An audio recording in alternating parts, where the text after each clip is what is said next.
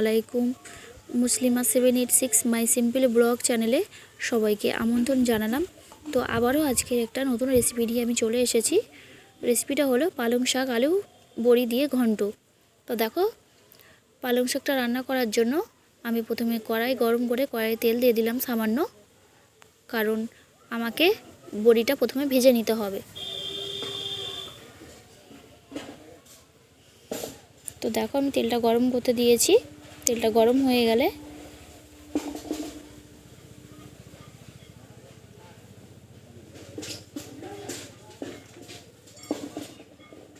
এখানে 100 গ্রামের মতন বড়ি আছে। বড়িটা হচ্ছে মুসুর ডালের বড়ি, আমি দিয়ে দিলাম। আমি হালকা করে ভেজে নেব। তো বড়িটা ভাজার সময় যতটাই তেল দাও না কেন, বড়িটার সঙ্গে সঙ্গে তেল টেনে নেয়।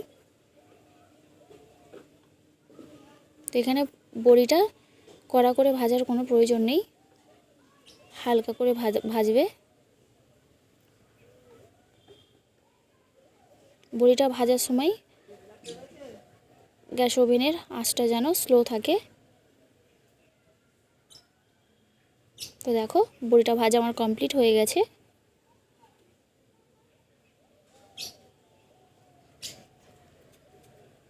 তো দেখো, আমার বড়িটা ভাজা কমপ্লিট হয়ে গেছে। এখানে আমি এবারে তুলে নেব।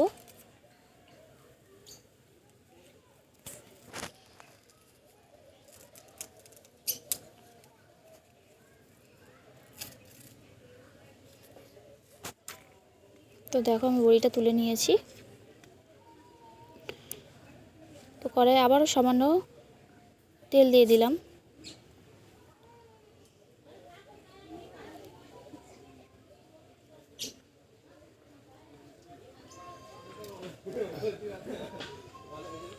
তেলটা গরম হয়ে গেলে আমি এর উপরে কেটে রাখা পেঁয়াজ দিয়ে দিলাম।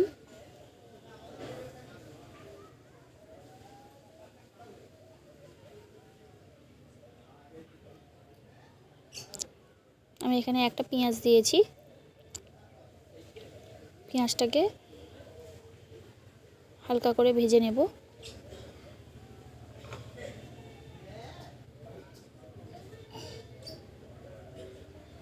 তো এখানে ভেজে নিচ্ছি হালকা করে পেঁয়াজটাকে। তো পেঁয়াজের উপরে গোটা জিরা দিয়ে দিলাম। জিরাটাকেও হালকা করে ভেজে নেব।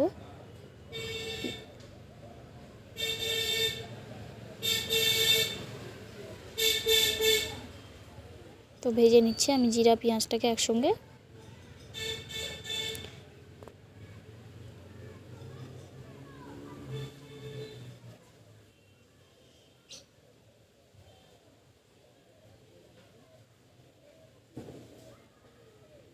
এবার আমি দুটো মিডিয়াম সাইজের আলু আমি কুচিয়ে রেখে দিয়েছি।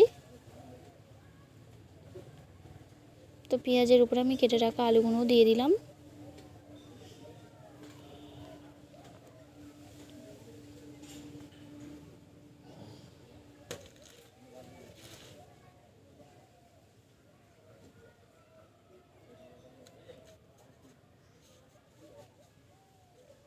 তো দেখো, আমি আলুটাকে দিয়ে দিয়েছি। তার উপরে আমি সামান্য স্বাদ মতো নুন দিলাম, অল্প হলুদ গুঁড়ো, সামান্য লঙ্কার গুঁড়ো দিলাম। দিয়ে আলুটাকে ভালোভাবে কষিয়ে নেব।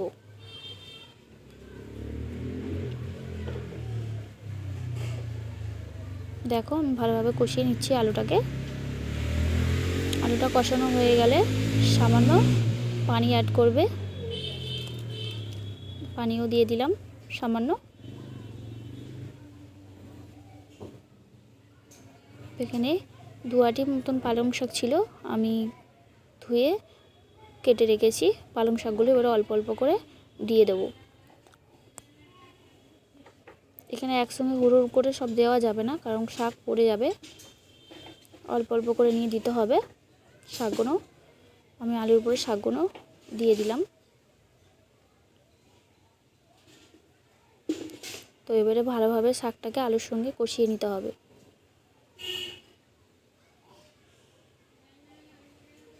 তো বন্ধুরা, এখানে শাক, যে কোনো শাক রান্না করার সময় এখানে একদম পানি দেওয়া যাবে না, কারণ শাক মানে শাককে কষতে গেলেই শাক থেকে পানি বেরিয়ে যায়। তো এখানে তোমরা দেখতে পাবে শাকটা আলুর সঙ্গে কষতে কষতে কতটা পানি বের হবে। ওই পানিতেই তোমাদের শাক আলু অর্ধেকটা সিদ্ধ হয়ে যাবে। তো দেখো আমি ভালোভাবে কষিয়ে নিচ্ছি আলুটার সঙ্গে শাক।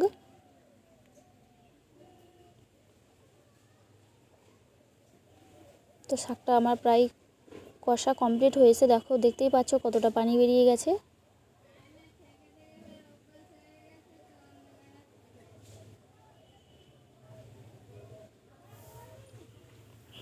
তো আমি একটু চাপা দিয়ে দিলাম। তো দেখো অনেকটা পানি বেরিয়ে গেছে প্রায়।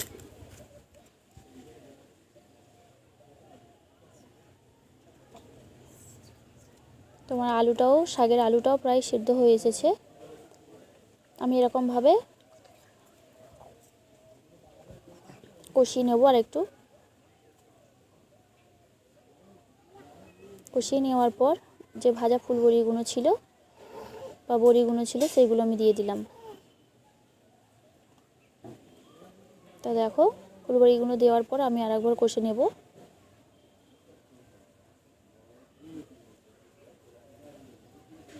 একটু নেড়ে চেড়ে নিলাম।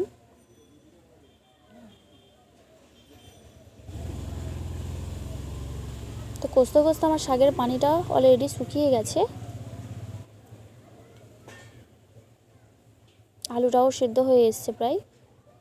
তোমাদেরকে দেখিয়ে দিচ্ছি আলুটা কেমন সিদ্ধ হয়ে গেছে হালকা।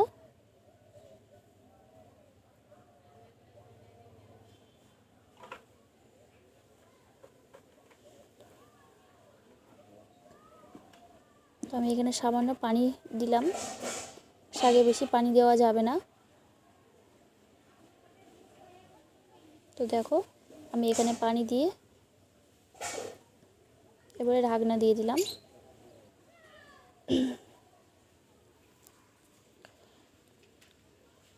তো তোমাদেরকে দেখিয়ে দিচ্ছি একবার কতটা পরিমাণে পানি দিতে হবে। আমি এখানে হাফ গ্লাস পানি দিয়ে ঢাকনা দিয়ে দিয়েছি।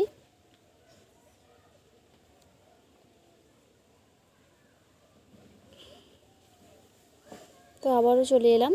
তো দেখো আমার পালং শাক বড়ি আলুর ঘন্টটা প্রায় কমপ্লিট হয়ে এসেছে।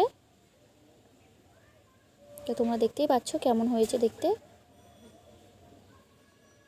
তো যারা পালং শাক খেতে পছন্দ করো না, তো তারা একদম যাদের ভালো লাগে না পালং শাক খেতে, একটু আলু ফুলবড়ি দিয়ে এমনভাবে ঘন্ট করে খেয়ে দেখবে কতটা খেতে ভালো লাগে। পালং শাকের আলুটাও সেদ্ধ হয়ে গেছে পুরোপুরি।